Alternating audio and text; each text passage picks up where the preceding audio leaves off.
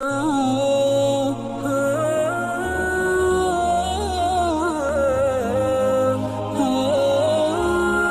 जुमला न इससे पहले कभी बोला गया न इसके बाद कभी बोला गया।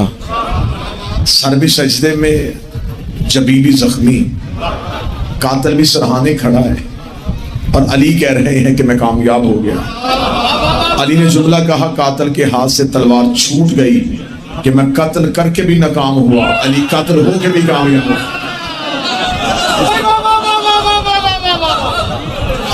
कातिल बिस्मिल्लाह बादशाह हुसैन इज्जत है सब यार। कातिल परेशान हो गया कि अली ने जुमला कहा और अली कामयाब थे, कामयाब हैं और हमेशा कामयाब रहेंगे। आज कातिल का नाम लेने वाला भी कोई नहीं, आज हर जगह पे अली के मांगने वाले मौजूद। कातिल आया था अली को मुसल्ले में इसलिए कत्ल करने कि कातिल चाहता था कि अली इबादत से निकल जाए। सुबह से लेकर शाम तक बैठे आप, असर गर्मी का है तो अल्लाह क़यामत की गर्मी से बचाएगा। कातिल चाहता था कि अली को मुसल्ले पे वार करूं। कातिल ने इंतखाब मैदान नहीं किया, कातिल ने मस्जिद का दरवाजा नहीं किया, कातिल ने मस्जिद का सहन नहीं किया, उसने मुसल्ले से अली पे वार किया ताकि अली को इबादत से निकाले। लेकिन कायनात का सबसे बड़ा नमाजी अली, अली ने मुसल्ले की जीन को ना छोड़ा, अली मुसल्ले पे सवार रहे, अली ने मुसल्ला ना छोड़ा, अली ने सर सजदे से ना उठाया, अली ने सर दे दिया लेकिन सर ना उठाया। सजदे की लाज बन गई, नमाज का भरम कायम हो गया, इबादत का रोग बढ़ गया। मुसल्ला अली ने ना छोड़ा, मुसल्ले ने भी अली की पेशानी चूम के कहा, तेरे लहू की कसम है तूने मेरी पुष्प को खाली नहीं किया, मैं भी क़यामत तक वो नमाजी बर्दाश्त नहीं करूंगा जिसके दिल में अली रहे। अब मुसल्ले का अली से वादा है, बादशाह हुसैन से अली वलीउल्लाह पढ़ने वाले सलामत, मुसल्ले का बिस्मिल्लाह बादशाह हुसैन बिस्मिल्लाह सरकार बादशाह हुसैन मुसल्ले का अली से वादा हो गया। या अली फिर मेरा भी वादा, मैं वो नमाजी कबूल ही नहीं करूं जिसके दिल में अली ना हो। मैं जुमला भी पढ़ूंगा और चेहरे भी पढ़ूंगा। मुसल्ले को वो नमाजी अच्छा नहीं लगता जिसके दिल में अली ना हो, कुरान को वो कारी अच्छा नहीं लगता, काबे को वो हाजी अच्छा नहीं लगता, मोहम्मद को वो सहाबी अच्छा नहीं लगता। अली इबादत में नहीं, इबादतें अली में है। इबादतों के मरकज को अली कहते।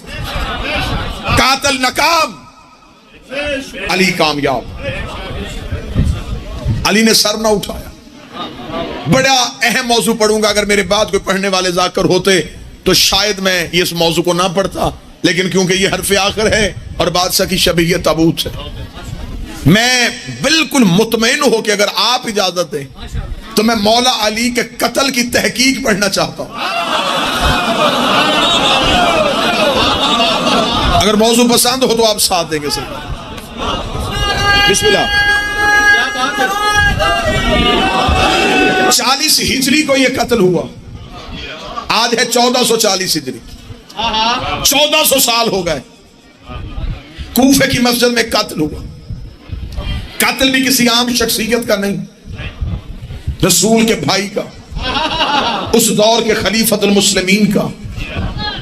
इतना बड़ा कत्ल हुआ और आज तक हमें मुअर्रिख ने बताया कि अली के कातिल इब्ने मुलजम था। यह है मुअर्रिख की ज्यादती, यह है तारीख का जुल्म। उसने सिर्फ किराए का कातिल बताया।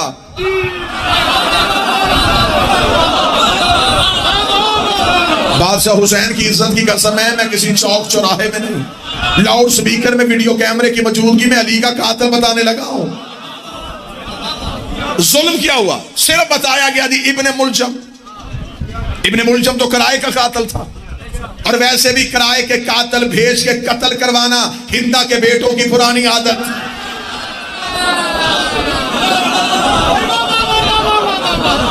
मस्जिदों में सर देना ये अली के नौकरों का शेवा है। असल कातिल इब्ने मुलजम नहीं। आज मालिक अली की शहादत में खाकी लखी शौरकोट में 2 वीडियो कैमरों की मौजूदगी में मैं इस कौम की नुमाइंदगी करते हुए मुतालबा करता हूं उलमा इस्लाम से, किसी आम शख्सियत का कत्ल नहीं, हमारे पीर का कत्ल है। हमें अपने इमाम के कातिल चाहिए। हमें बताया जाए कि कातिल चला कहां से था, इस कत्ल के पीछे फायदा किसका था, इसे भेजने वाला कौन था, ये तलवार खरीदी कहां से गई थी, वो जहर भेजी कहां से गई थी, कतामा का ताल्लुक इस खानदान से था। हमने सिर्फ रोना नहीं, हमें कातिल के घर तक भी पहुंचना है। अब शोरकोट में ये मजमा मेरा साथ देगा, मैं डालता हूं तरीक के कलेजे में हाथ, मैं डालता हूं मुअर्रख के गिरेबान में हाथ। हम निकालते हैं तरीक से अली का कातिल। मुझे किस बात पे लोग मिंबर से अली का कत्ल इसलिए नहीं पढ़ते क्योंकि अली का कत्ल पढ़ेंगे तो कुछ ऐसी शख्सियात के नाम आ जाएंगे जिससे किसी की दिल आजारी हो जाएगी। मेरी कोई मजबूरी किसी की दिल आजारी के साथ नहीं, क्योंकि मेरी शख्सियत का कत्ल नहीं, अली मेरे मजहब का नाम है। किसी की झोपड़ी को आग लगे तो फिर लगे, किसी का दिल चले तो फिर चले। बाप के कातिल को तो बंदा माफ न करे, और कत्ले अली पे मसलहत तमेज खामोशी है। सिर्फ इस वजह से कहीं रिस्क बंद ना हो जाए, तो रिस्क तो तकसीम ही नजफ से होता है, सांसें तो मशहद से मिलती हैं। पूरी डट के मैं कत्ले अली की इंक्वायरी पढ़ने लगा। 1400 साइल हो गए लोगों को इस फाइल को दबाए हुए। इजाजत है जी पढ़ा जाए। दाद की छुट्टी तवज्जो पूरी रखनी, बच्चे खुसूसन ज़हनों में रखना। अंधा कत्ल हो जाना जी, किसी चौक चौराहे में कत्ल हो और कातिल का पता ना चले, सबसे पहला जहन में सवाल यह आता है कि पता करवाओ मकतूल की दुश्मनी किससे थी।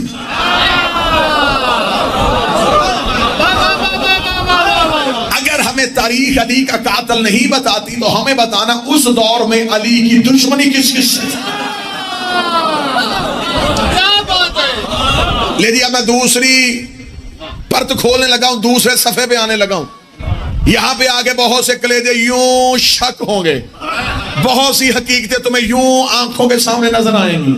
मुझे जिंदगी से मोहब्बत नहीं, मुझे मौत से इसलिए मोहब्बत है कि मौत मुर्शद अली से मुलाकात का बहाना है। जल्दी जल्दी अली के पास जाएं, फिर अली के पास बैठ के अली और वलीउल्लाह पढ़े। मुझे 14 की सच्चाइयों की कसम है, किसी जगह पे कत्ल का कोई इल्जाम किसी के सर पे लग रहा हो तो फौरन पहले ये पता करवाना पड़ता है कि चलो छोड़ो, ये बताओ कि जो मकतूल कत्ल हुआ है इसकी दुश्मनी किस किससे थी। तो लोग बताते इसकी तो बड़ी दुश्मनी थी, बचपन में भी झगड़े, जवानी में भी लड़ाइयां, इसके तो बड़े इख्तलाफात थे। फिर अकल वाले बंदे सवाल करते हैं, सारे झगड़े नहीं बताने, ये बताओ कत्ल से पहले ताजा ताजा लड़ाई किससे हुई थी, ताजा ताजा जंग किससे हुई थी। मेरा तारीख मुअर्रख पे सवाल है, 40 हिजरी को अली का कत्ल हुआ है, बता अली की आखिरी लड़ाई किससे हुई थी। तारीख के माथे पे पसीना आया, तारीख ने कहा 40 हिजरी को कत्ल हुआ है, 36 हिजरी को जमल हुई है, 37 हिजरी को सफीन हुई है। लो अली के कातिल का पता चल गया, अली का कातिल या जमल में है या सफीन में।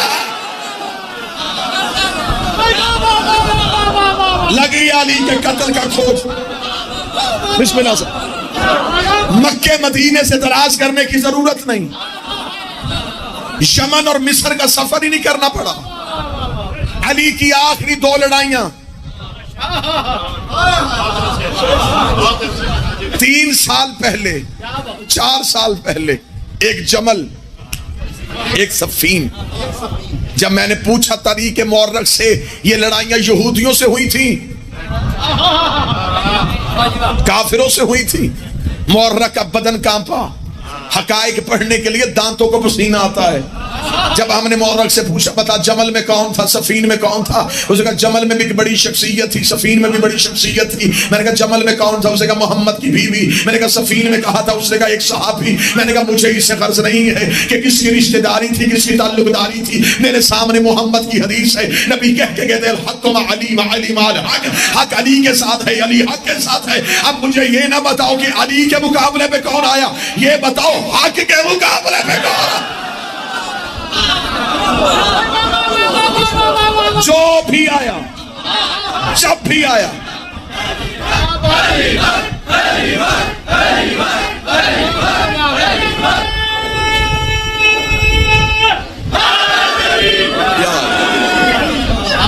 मौजू पसंद है या नहीं पसंद है? पढ़ा जाए इस पे, बात की जाए इस पे।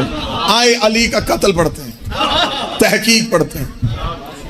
एक जमल, एक सफीन। जमल में भी बड़े बड़े लोग, सफीन में भी बड़े बड़े नाम। लेकिन मैंने पहले कहा मुझे नामों से कोई गर्ज ही नहीं, मुझे किसी नाम का कोई खौफ ही नहीं। कत्ल मेरे पीर का है, मैं अली पे समझौता कैसे करूं? दुनिया झूठे नहीं छोड़ती, मैं सच्चा छोड़ दूं। दुनिया कमी नहीं छोड़ती, मैं सैयद छोड़ दूं।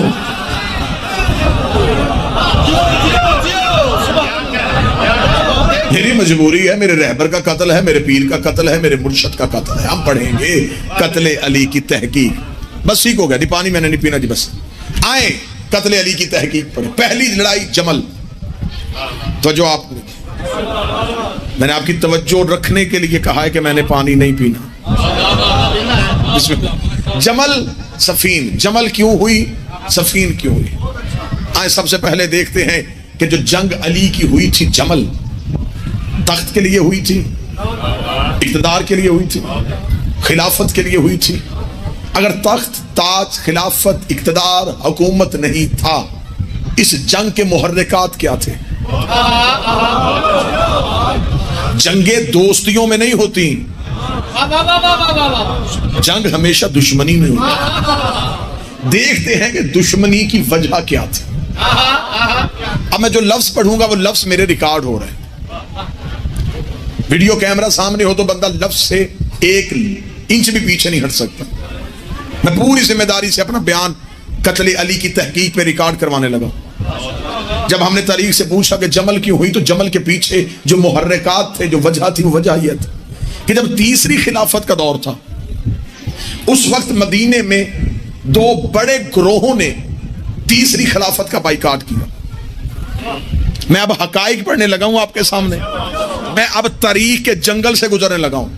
मेरे कांटों में से गुजरना भी पड़े तो मैं गुजरूंगा, ताकि हकीकत तक पहुंचा जा सके।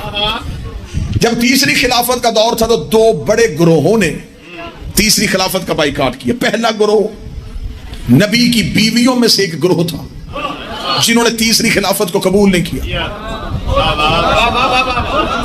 वजह क्या थी? वो वजह यह थी कि तीसरे खलीफा ने अपनी खिलाफत के दौर में नबी की चंद बीवियों का वजीफा कम कर दिया था। पहले मिलता था ज्यादा, और यह भी तारीख कहती है कि नबी की हर बीवी का वजीफा एक जितना नहीं था। सबके वजीफे अलहदा अलहदा थे।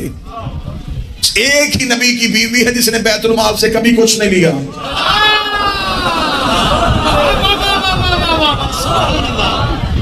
वज़ाइफ मिलते थे। अब मेरा तारीख से सवाल है कि जब सब एक जैसी थी, वजीफा एक जैसा क्यों नहीं था?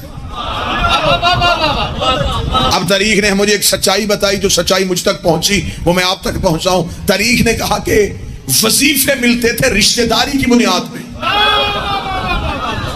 जिसका जिस हुकूमत से जितना करीबी रिश्ता था, बात समझ आ रही है कि नहीं आ रही, उसे उस रिश्तेदारी की वजह से वजीफा ज्यादा मिलता था। मैंने तारीख के मौर्रख के चेहरे पे तमाचा मार कर, झूठ, रिश्तेदारी की बुनियाद पे नहीं मिलता था, अली की दुश्मनी की वजह से मिलता।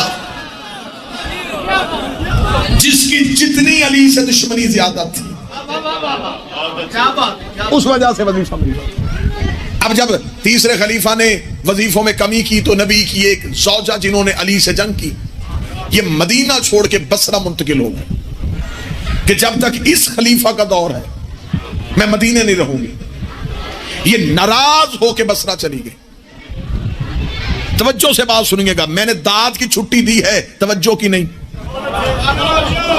क्या बात। अब ये बसरा चली गई। दूसरा ग्रोह जिन्होंने तीसरी हुकूमत को तस्लीम नहीं किया वो कौन थे? ये मदीने के पुराने रहने वाले लोग थे। इन्होंने क्यों नहीं कबूल किया? वो कहते थे कि एक शख्स ऐसा था जिसे नबी ने अपनी जिंदगी में मदीने से निकाला था। नाम उसका मरवान था, हकम का वो बेटा था। ये दोनों बाप और बेटा हमारे नबी की नकलें उतारा करते थे। रसूल ने नफरत की वजह से इनसे अजहार बेजारी की। खुदा ने जबरील के जरिए पैगाम भेज दिया कि तू तो बर्दाश्त कर लेता है, मुझसे नहीं होता, इन्हें मदीने से निकाल। ये बाप बेटा नबी ने मदीने से निकाले थे और कहा था मेरे बाद जो भी तख्त पे आए वो इन्हें और बाहर निकाले ताकि ये मदीने वापस ना आ सके। पहली दो खिलाफतों पे नबी की वसीयत पे अमल किया गया। तीसरे खलीफा का जब दौर आया, इसने बजाय और दूर भेजने के वापस मदीने बुलाया। मदीने बुला के मिस्र का गवर्नर बना दिया। हकायक सुनते आइएगा। अब ये मिस्र के गवर्नर बन गया वो, और मिस्र उस दौर की सबसे अमीर तरीन रियासत थी। सबसे ज्यादा बैतुल माल में पैसा मिस्र से आता था। जहां सबसे बड़ा अमानतदार बिठाना चाहिए था वहां सबसे बड़ा खाइन बिठा दिया गया। जब ये खबर मदीने के उन लोगों तक पहुंची तो उन्होंने भी तीसरी खिलाफत का बाइकाट कर दिया। ठीक हो गया जी।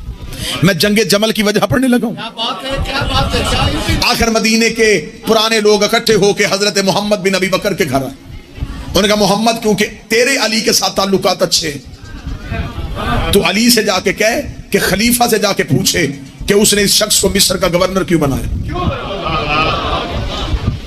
मोहम्मद बिन अबी बकर रात के वक्त अमीर अल मोमिनीन के घर गए। और ये बात ज़हन में रखिएगा कि तारीख ने बहुत बड़ा जुल्म किया। इन्होंने मौला अली की पहली खिलाफतों के दौर में अली की खामोशी को ये कहा कि अली ने वो दौर बड़ा खामोशी से गुजारा, अली घर में रहते थे। अली ने एक इनकलाब की तैयारी की उस दौर में। उस दौर को खामोश दौर ना समझा जाए। एक बात लिख के मौरख ने अली के सारे दौर पे जुल्म कर दिया कि अली जी उस दौर में घर में कुरान जमा करते थे। वो कौन सा कुरान था जो अली के पास नहीं था? कुरान हाफिजों को जमा करने की जरूरत होती है, मुहाफिजों को नहीं। अली तो खुद कुरान था। अब पूरा एक मजलिस है कि मौला अली का वो दौर किस तरीके का दौर था। इंशाल्लाह फिर कभी इस इलाके में आया आप मुझे याद करवाएंगे कि हमें अली का वो दौर सुना, तो मैं आपको अली का 25 साल का वो दौर सुनाऊं। अब ये मोहम्मद बिन अबी बकर रात के वक्त मौला अली के घर आए। उन्होंने आके कहा या अली, इसने जुल्म किया है, इसने इतने बड़े मलाउन को, इतने बड़े खाइन को मिस्र का गवर्नर बना दिया सिर्फ रिश्तेदारी की बुनियाद पे कि वो इसका रिश्तेदार है। मौला अमीर अल मोमिनीन ने कहा मोहम्मद क्या चाहते हो? फरमाया या अली, हम चाहते हैं कि शिकायत आपके जरिए से की जाए। मौला ने मोहम्मद बिन अबी बकर को साथ लिया। मौला दरबार में आए। दरबार में आके हाकम को बुलाया गया।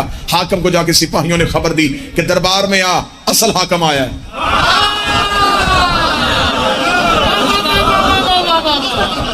नबी का भाई, दमाद पैगंबर, वारिस रसूल, वसी पैगंबर अली तशरीफ लाए।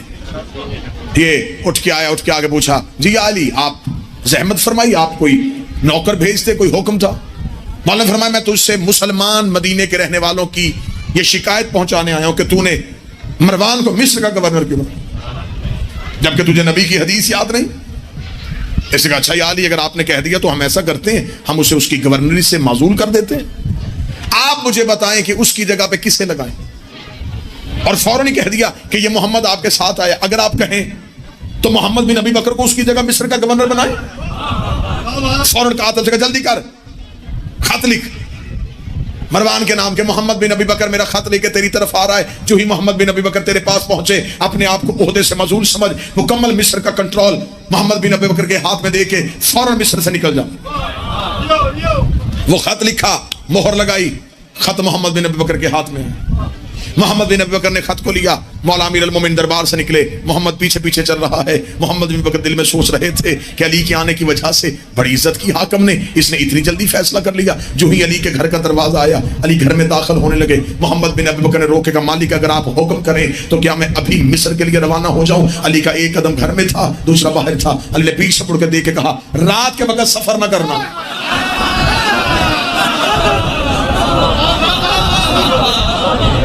तरीका सीना चीर रहा हूं मैं जी, रात के वक्त सफर। कहानी समझ के बाद सुना, लुत्फ पड़ा है। रात के वक्त सफर न कर। मोहम्मद बिन बकर के जहन में बात हुक्म इमाम था। मोहम्मद बिन अबी बकर ने पूरा दिन तैयारी में गुजारा। अगली शाम हुई है तो मोहम्मद बिन अबी बकर अपने गुलामों के साथ मदीना से बाहर निकले। अभी मदीना से चंद मील के फासले पे गए थे कि रात हो गई। मोहम्मद बिन अबी बकर को हुक्म इमाम याद। मोहम्मद बिन बकर ने अपने गुलामों से कहा, फौरन सामान उतारो, यहीं पे खैमे लगाओ, रात यहां गुजारेंगे। उन्होंने मोहम्मद से कहा कि अभी तो कोई सफर भी नहीं हुआ, और वैसे भी अरब के लोग सफर रात को करते थे। दिन की गर्मी में जानवर का चलना और इंसान का सफर करना मुश्किल था। उन्होंने कहा कि रात बड़ी ठंडी है और सफर बड़ी आसानी से हो सकता है। मोहम्मद ने कहा, ना, मेरे मौला का हुक्म,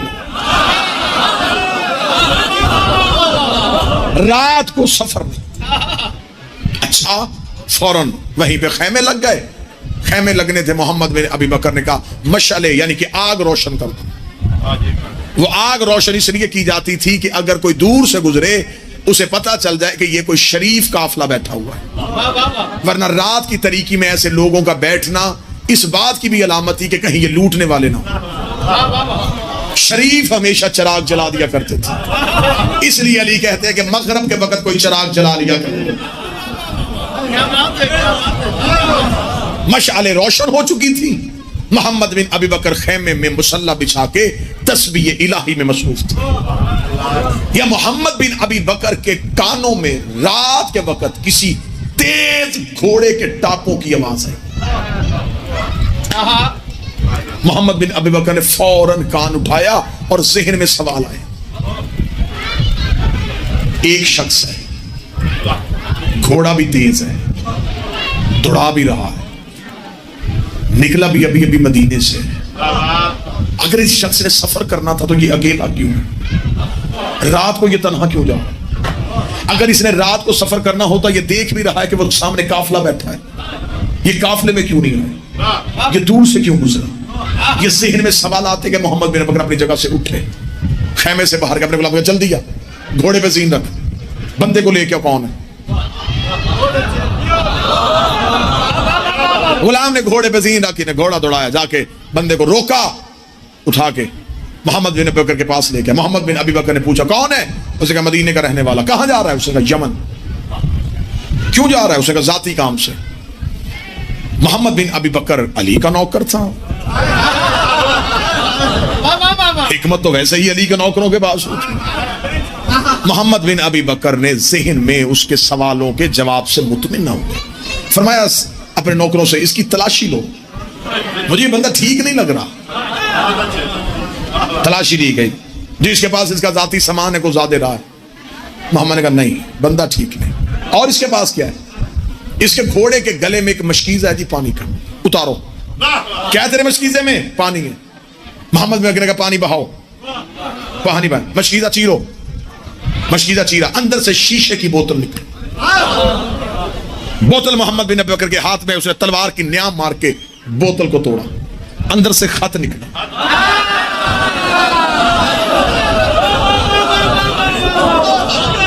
खत खोला गया। सुनते हैं, सिर्फ सुनते हैं। खत खोला गया, खत खोला, उसमें लिखा था, ये हाकिम की तरफ से खत है। मोहम्मद बिन अबी बकर, मेरा एक खत लेके तेरी तरफ रवाना हो चुका है। उसके पहुंचने से पहले मेरा तेज रफ्तार घोड़ा सवार तेरे पास पहुंच जाएगा। फौरन एक लश्कर को लेके मिस्र के बाहर खड़ा हो जा। मोहम्मद बिन अबी बकर को रास्ते में कत्ल करवा दे, उसकी लाश किसी वीराने में फेंक दे। नीचे मोहर, नीचे दस्तखत। मोहम्मद बिन अबी बकर ने खत बंद किया, मुंह मदीने की तरफ करके कहा, और सफरों से बचाने वाले, वाह या अली, वाह।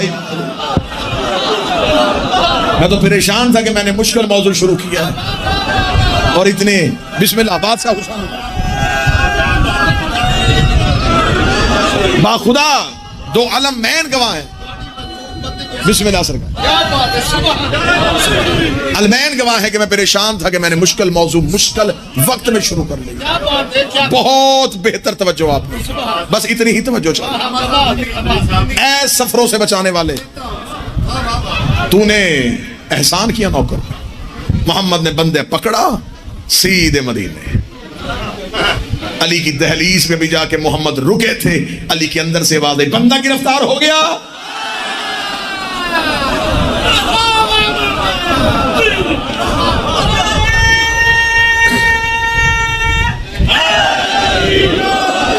अली का पहला कदम घर से बाहर आया। मोहम्मद ने बंदा अली के कदमों में फेंका। कदमों में फेंक के मोहम्मद ने हाथ बांध के कहा, या अली जब खबर थी कि ये राज है फिर मुझे भेजा क्यों था? अली मुस्कुरा के फरमाते, मोहम्मद मैं सबूत के बगैर हमला नहीं करता। अली का मुकाबला उस दौर के मुनाफिकों से था, शरीरों से मुकाबला था, सबूत के बगैर हमला नहीं। क्या बात। मोहम्मद का मौला हुक्म फरमाया, बंदा उठाओ। अली घर गए। तारीख कहती है अली ने जर्द रंग की अबा ओढ़ी। जर्द अबा हमेशा मौला मैदान जंग में पहन के जाते थे। लोग कहते हैं कि जब मौला अमीर अल मोमिनीन जर्द अबा ज़ेब-ए-तन करते थे तो लोगों को खबर हो जाती थी कि आज अमीर अल मोमिनीन जलाल में है।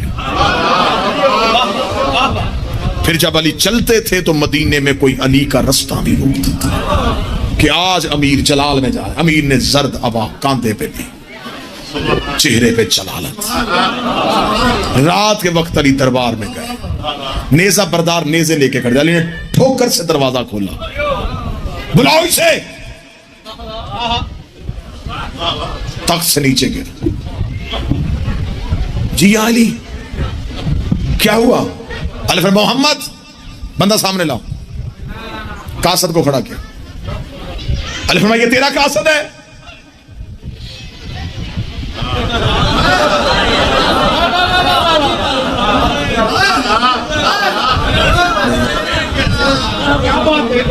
तूने नहीं भेजा? अरे मैं मोहम्मद खत दे। खत लिया। खत तेरा है? सोच रहा था। जो सरकारी तौर पे खत लिखा जाता था, तरीक कहती है कि उसका चमड़ा भी अलहदा रंग का होता था ताकि पता चल जाए कि यह सरकारी हुक्मनामा है। वो चमड़ा उस रंग का बाजार में ना बेचा जाता था ना खरीदा जाता। वो मखसूस रंग का चमड़ा था। मौला ने फरमाया, ये चमड़ा दरबार का है, मोहर तेरी है, दस्तखत तेरे, बंदा तेरा नहीं।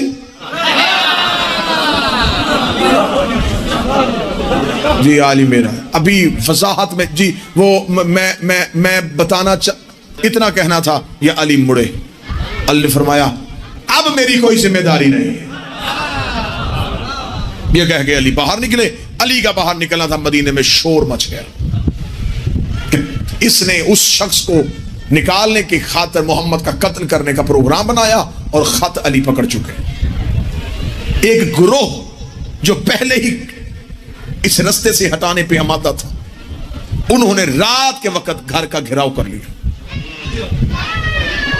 उस मखसूस गिरोह ने जब घेराव किया, ये रात के वक्त दरवाजे की दीवार के पास खड़े होके इसने ऊंची आवाज में कहा, कोई अली को जाके बताए कि मैं भूखा हूं। इतना कहना था, या थोड़ी देर के बाद दो साए गली में आए। उस गुरु ने कहा, रुको, कौन आ रहा था गली में? किसी ने कहा, रास्ता दो, हसनैन आ रहे हैं। हसन के हाथ में खाना, हुसैन के हाथ में पानी। दीवार पे हसन और हुसैन ने पानी और खाना रख के कहा, सखी ने भेजा है। इसने फौरन दीवार के पास आके कहा, शहजादो, बाबे से जाके कहो कि मेरी जान खतरे में है। हसन ने बाहर से आवाज देके कहा, तुमने सिर्फ खाना मांगा था। जब हसन हुसैन वापस हुए तो उस जो गिरोह जिसने गिराव किया हुआ था, अब उन्हें यकीन हो गया कि अगर इसने अब दोबारा अली को अपनी जान की मदद के लिए बुला लिया तो फिर इसका कत्ल मुश्किल है। रात के वक्त दीवार फैलांगी, खलीफा का कत्ल हो गया। जो ही खलीफा का कत्ल हुआ, खबर पहुंच गई बसरे। बात आप भूल गए, बसरे कौन गया था? वो नबी की ज़ौजा। फौरन तलहा और जुबैर मदीना से निकले। इन्होंने बसरा जाके उस नबी की बीवी से कहा, सबसे अच्छा मौका अब है। जो कत्ल हुआ उससे भी हमारी दुश्मनी थी। इल्जाम लगाते हैं अली के साथ, अली को भी रस्ते से हटाएं और हुकूमत इस्लामिया पे खुद काबज हो जाए। बहुत बड़ा लश्कर हमारा साथ देने के लिए तैयार है। नबी की उस सौजा को बसरा से निकाला गया। एक मखसूस ऊंट मंगवाया गया जिसकी शक्ल भी बाकी ऊंटों जैसी नहीं थी। बिल्कुल किताबों में उस ऊंट का हुलिया लिखा है कि उसके नुकीले दांत थे, लंबा उसका कद था, भूरे रंग का था और बदन पे कहीं बाल और कहीं बाल नहीं थे। उसे मंगवा के उसके ऊपर हौदज अमारी रखी गई, उस पे नबी के ज़ौजा को बिठाया गया, एक लश्कर को साथ लिया और बसरा से नेज़े पे उस सहाबी का कुर्ता लेके निकले। अलम उन्होंने भी निकाला था, जिनके मानने वाले कहते हैं कि अब देखने से निकाह टूट जाता है। पूरा लश्कर लेके बसरा से चले। एक जगह ऐसी आई जहां पे आके उस लश्कर के पीछे कुत्तों ने दौड़ना शुरू किया। इतने उस कबीले के कुत्ते आए कि उन्होंने लश्कर को रुकने पे मजबूर कर दिया। उस नबी की ज़ौजा ने जल्दी जल्दी तलहा और जुबैर को बुलाकर, जल्दी आओ, जल्दी जल्दी, मुझे बताओ ये जगह कौन सी है, ये बस्ती कौन सी है? उन्होंने कहा ये हवाब है इस बस्ती का नाम। उसके चेहरे की सर्दी आ गई। उसने कहा मुझे नबी ने मदीने में सोए हुए उठा के कहा था, एक वक्त आएगा मेरी बीवियों में से एक बीवी को हवाब के कुत्ते भौंकेंगे और वो हक पे नहीं होगी।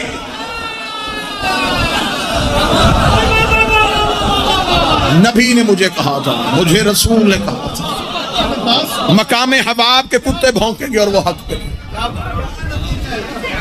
लिहाजा ये मकामे हवाब है, मुझे वापस जाना है। 40 गवाहियां कुरान पे आई कि ये मकामे हवाब नहीं, इस्लाम की पहली झूठी गवाहियां।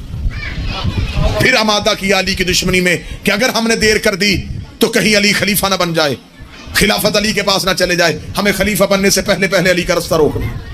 खबर मौला अली को मदीने पहुंच गई कि वहां से बसरे से पूरा लश्कर चल पड़ा। अली ने अपना लश्कर साथ लिया, मदीने से निकल के अली ने एक मैदान में जाकर लश्कर को रोक लिया। जहां जाकर दोनों लश्करों का आमना सामना हो गया वो एक मैदान था। क्योंकि ये ऊंट पे बैठ के आई थी। ऊंट को कहते हैं अरबी में जमल, इसलिए उस मैदान को कहते हैं मैदान जमल। जंग को कहते हैं जंग जमल। अब मैं ये भी वजह पढ़ने लगा हूं कि जंग ऊंट की वजह से मशहूर क्यों हुई थी। तो जो आपने रखनी है, आसान नहीं है अली के कातिल ढूंढना। खाकी लखी मेरा साथ ना जोड़े, मैं चला बड़ी बंद गली में गया हूं, खाली तो मैंने भी नहीं आना, कोई ना कोई राज तो यहां से निकालेंगे। अब मैदान में जाके अली ने रास्ते को रोक लिया। जो ही लश्कर को रोका, मुखालिफ लश्कर से आवाज आई कि अली सोचिएगा, हमारे लश्कर की सिपा सलारी नबी की एक ज़ौजा कर रही है। मौला अमीर अल मोमिनीन ने सबसे पहले जनाब हसन मुज्तबा अलैहिस्सलाम को भेजा कि जाएं, जाके समझाएं। अल्लाहुम्मा सल्ली अला मुहम्मद व आले मुहम्मद। शहजादा यमन सरकार हसन पहुंचे। बात सुन रहे हैं कि नहीं? तवज्जो है। जनाब हसन ने आके उन्हें कहा कि मुझे बाबा ने भेजा है, आपकी निस्बत रसूल से है, लिहाजा आप बाइज्जत वापस चला जाएं। आपकी वजह से मुसलमानों का कत्ल गारत होगी, इस्लाम को शदीद नुकसान हो। उन्होंने कहा हसन जाके बाबा को इतला दे कि मैं किसी सूरत में तुम्हें खलीफा नहीं बनने दूंगी। जनाब हसन वापस आ गए। मौला से कहा कि मौला वो रुकने के लिए तैयार नहीं है। मौला भी एक लम्हे के लिए थे कि किसी तरीके से ये जंग रुके। मौला ने मोहम्मद बिन अबी बकर को उठाया, तू जा, क्योंकि तू है रिश्ते में भाई।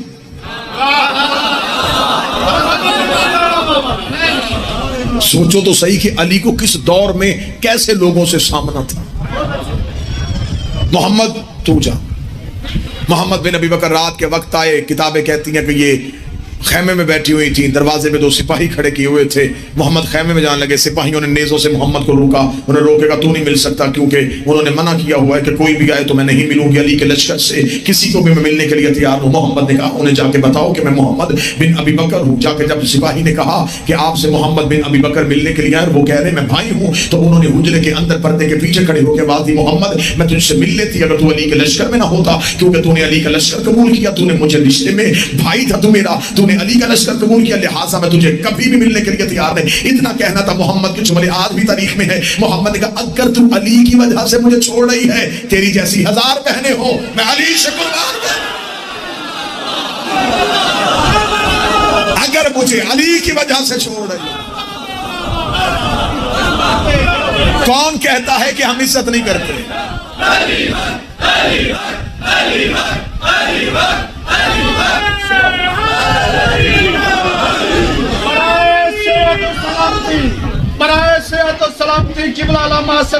सरकार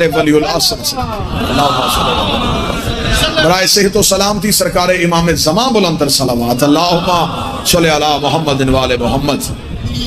बादशाह हुसैन इज्जत जाएं जाके बताएं मोहम्मद बिन अबी बकर ने कहा ना, अली को नहीं मैं छोड़ सकता। मोहम्मद बिन अबी बकर वापस गए, शुभ जंग का तबल बच गया। जितने नौजवान बैठे हो भाई, बच्चे बैठे हो, ये बात गौर से सुनना, मैं बिल्कुल आखिरी सत्र पढ़ू। ऊंट लाके मैदान के बिल्कुल वस्त खड़ा कर दिया गया, ऊंट के ऊपर हौदज पे लाके बिठा दिया गया और ऊंट के पीछे सफे बांध ली गई कि अगर वहां से तीरों पे हमला हो तो पहले ऊंट पे आए, लश्कर हमला करे तो पहले ऊंट हो। अब अली उस हिकमत को समझ गए। अली के मुकाबले पे कभी ये नबी की बीवी लाए हैं, कभी नेज़ों पे कुरान लाए हैं, सिर्फ तारीख के सामने अली के किरदार को मशकूक करने के लिए।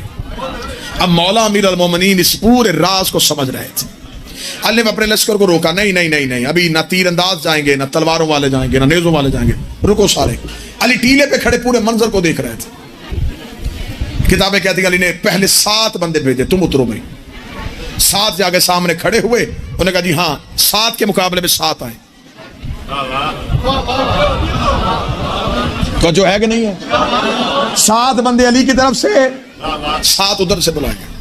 अब तरीका जो उधर से 7 निकले, उन्होंने क्या किया, 7 बंदे आए, उन्होंने ऊंट की मुहार चूमी और जाके अली के सिपाहियों की तलवार के नीचे अपना सर कर दिया।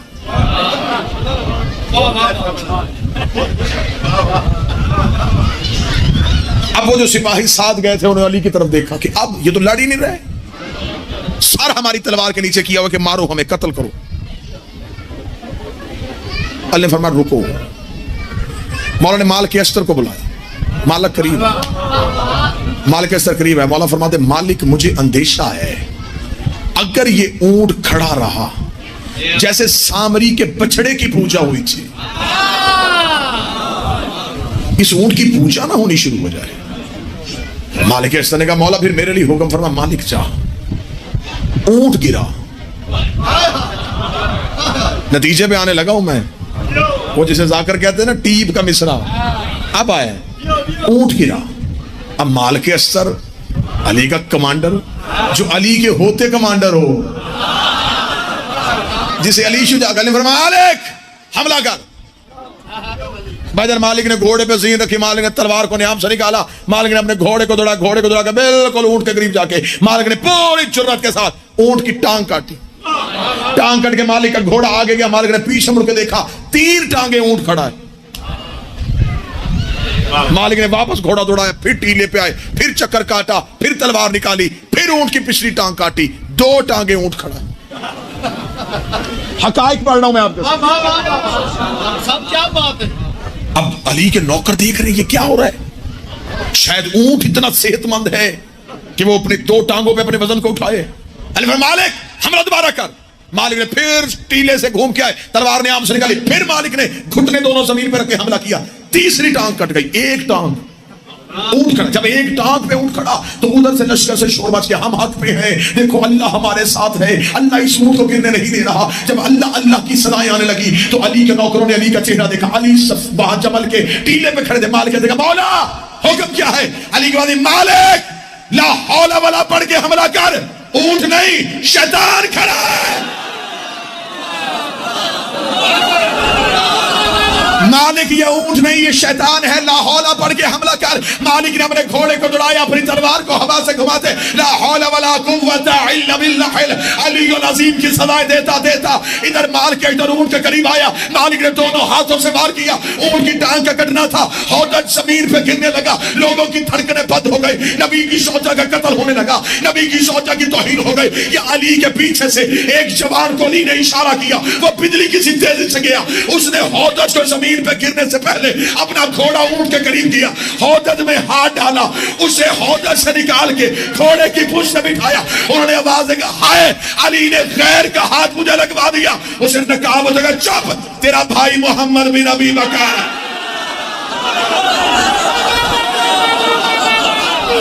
खामोश। बादशाह हुसैन इज्जत, शहजादी कौन है इज्जत, मालिक की इज्जत। खामोश। तेरा भाई मोहम्मद वो दिलों के राज जान, गैर नहीं। अली ने मुझे भेजा लाके। अब अगली बात जो शायद आज तक आपने मिंबर से न सुनी हो, ये नौकर पहली बार यूं रात से पर्दा उठाए, खैमे में लाके बिठाया गया। अब अली बेटों के साथ मिलने के लिए आए। अली ने खैमे के दरवाजे पे खड़े होकर कहा, मैंने पहले हसन को भेजा, फिर मोहम्मद को भेजा, मैंने हर हुज्जत को तमाम किया। आपको चाहिए था आप कत्लो गारत न होने देते, आप पहले ही वापस चले जाते। उन्होंने कहा, ए अली मुझे एक बार मदीने पहुंचने दे, मैं शोर बर्पा करूंगी, मैं कब्र रसूल में जाकर सर के बाल खोलूंगी कि मोहम्मद की सौदा के साथ ये हुआ, नबी की बीवी के साथ ये हुआ। बार बार जब उन्होंने नबी की सौदा, नबी की सौदा, नबी की सौदा, अली ने बेटों की मदद में, दोबारा ये बात न कीजिएगा, आप थी है नहीं, आप थी है नहीं। उन्होंने कहा, क्यों नहीं थी? फरमाया, मैं मोहम्मद का नफ्स होने की वजह से आज से आपको मोहम्मद के रिश्ते से काट।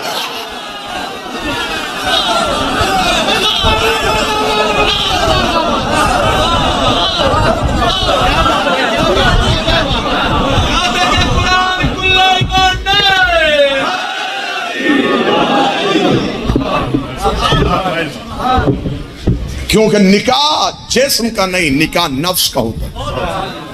आज भी निकाह के जो सीगे पढ़े जाते हैं, ज़व्वजत नफ्सी, नफ्स, निकाह नफ्स का नफ्स से होता है। अली है मोहम्मद का नफ्स।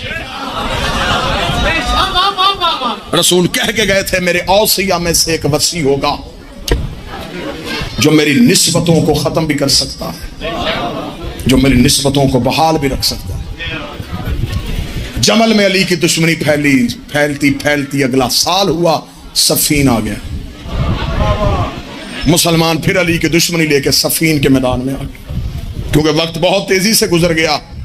यकीनन मैं 4 जुमले सफीन भी आपको सुनाता कि कौन कौन से रूप धारे गए अली को मिटाने के लिए।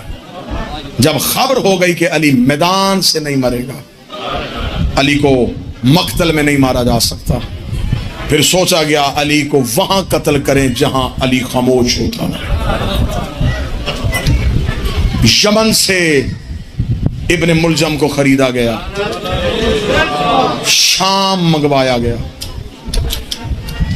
कतामा नामी औरत जो शबीब की बेटी थी, उसे कूफे भेजा गया। पूरा 1 महीना इब्ने मुलजम कूफे में रहा। जब इसने पहली नमाज अली के पीछे आके पढ़ी, अली ने जमात में इसका चेहरा देख के कहा, इन्ना लिल्लाहि व इन्ना इलैहि राजिऊन। ये यमन में रहता था, ये कूफे में रहता था, ये बीमार हो गया, इसका घर बार, इसका अपना कोई नहीं था। इसकी दवा लेके अली इसके घर गए। अली ने अपने हाथों से इसे दवा दी। इसने उठ के अली के हाथ चूम के कहा, मैंने तेरे जैसा शरीफ इमाम कभी नहीं देखा। इतना कहना था, अली की दाढ़ी आंसुओं से भीग गई। अरे रोकेगा फिर मेरी बेटियां यतीम ना करना। बिस्मिल्लाह, रास्ता दें। मालिक के नोहा खान, मौला के जाकर, बादशाह हुसैन इज्जतों के साथ सलामत रखें। एक परदेस, एक ईद और फिर यतीमी। बस फजाइल क्योंकि मैं ज्यादा पढ़ गया, मुख्तसर मुसाहिब पढ़ूं। बादशाह के ताबूत की बरामदगी, परदेस, यतीमी, अली की बेटी। गुजर गई ईद, मुसलमानों ने बाजारों में की, मेरी कौम ने बारगाहों में की। मेरा सलाम उस कौम को जिसने काले कपड़े पहन के ईद की, जिन्हें खबर है कि इस ईद पर ज़ैनब यतीम हुई। मुसलमानों की बेटियां खरीदारी करती रही, मेरी कौम की बेटियां अली की अज़ादारी करती रही। हम ईद के मुनकर नहीं, लेकिन हमें आले मोहम्मद के गम से बड़ा प्यार है। सदा तो गैर सदा से माफी मांग के कहूं, बेटियों को ईद वाले दिन तो पेट के घरों की आस होती है। किसी का भाई ईद देने आता है, किसी का बाबा ईद देने आता है। ज़ैनब को बाबे के बाद पहली ईद कूफे में आई। हसन ने सर पे अली वाला अमामा रखा, बहन के घर गए, रो के जाके कहा, ज़ैनब आज भाई बन के नहीं, आज बाबा बन के आया हूँ। मेरी हसरत है, तू जैसे बेटियां बाप से मांगती हैं, मुझसे कुछ मांग। मुसल्ले से उठी अली की आलिया बेटी, भाई के गले में बाहें डाल के कही, तेरी जवानी की कसम है, मैंने तो जिंदगी में बाबे से भी कभी कुछ नहीं मांगा था।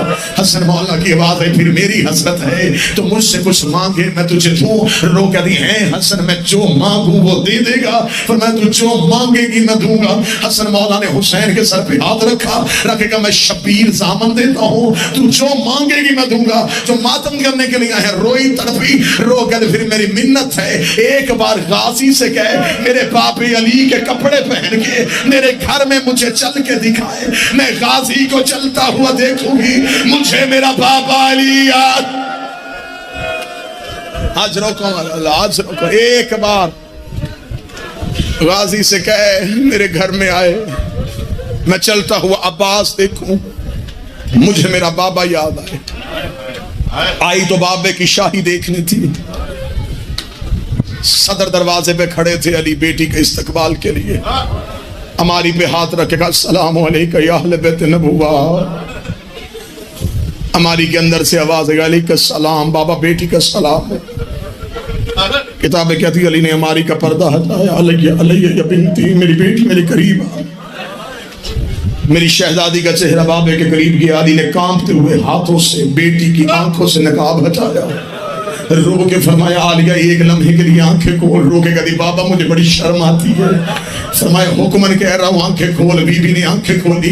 अली की आवाज है, आलिया देख, ये कूफे का सदर दरवाजा है, ये दारुल अमारा है, ये कूफे की गलियां है, ये कूफे के बाजार है। बीबी ने पर्दा गिराया, रो के कहती, बाबा जगीर दिखानी हसन को दिखा, हुकूमत दिखानी हुसैन को दिखा, मैं तेरी पर्दादार बेटी हूँ। बाबा मैंने कोई कूफे आना है। अमीर की आवाज आई, शरीफों को उछड़ते देर है, हो सकता है तुझे कूफे आना पड़े।